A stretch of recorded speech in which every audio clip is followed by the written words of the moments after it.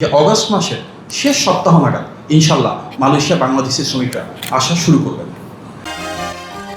আগামী আগস্ট মাসের শেষ সপ্তাহে বাংলাদেশ থেকে মালয়েশিয়ায় নতুন কর্মী পাঠানো শুরু হবে বলে জানিয়েছেন প্রধানমন্ত্রীর উপদেষ্টা মাহাদি আমিন।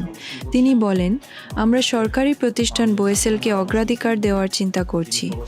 এর মাধ্যমেই আগস্টের শেষ সপ্তাহ থেকে মালয়েশিয়ায় নতুন কর্মী পাঠানো শুরু হবে। বৃহস্পতিবার ৩০ জুলাই মালয়েশিয়ার রাজধানী কুয়ালালামপুরে বাংলাদেশ হাইকমিশনে সাংবাদিকদের সঙ্গে মতবিনিময়কালে এ তথ্য জানান তিনি।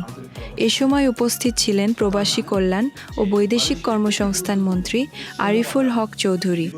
তিনি বলেন, অন্তর্বর্তী সরকার মালয়েশিয়ার কয়েকটি ক্রাইটেরিয়ার ভিত্তিতে ৪২৩টি বাংলাদেশি রিক্রুটিং এজেন্সির নাম পাঠিয়েছিল।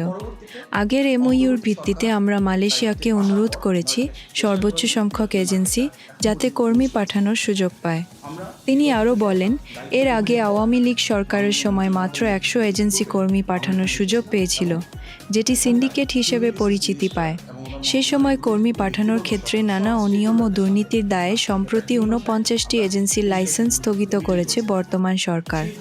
মাহাদি আমিন বলেন, বন্ধ থাকা শ্রমবাজার পুনরায় উন্মুক্ত করা এবং কর্মী পাঠানোর প্রক্রিয়া দ্রুত শেষ করতে উভয় দেশের উচ্চ পর্যায়ে ইতিবাচক ও ফলপ্রসূ আলোচনা হয়েছে। সরকার শ্রমবাজারকে সিন্ডিকেট মুক্ত ও স্বচ্ছ রাখতে বদ্ধপরিকর, যাতে সাধারণ কর্মীরা কম খরচে নিরাপদে মালয়েশিয়ায় আসতে পারেন সে চেষ্টা অব্যাহত রয়েছে। Jazeera news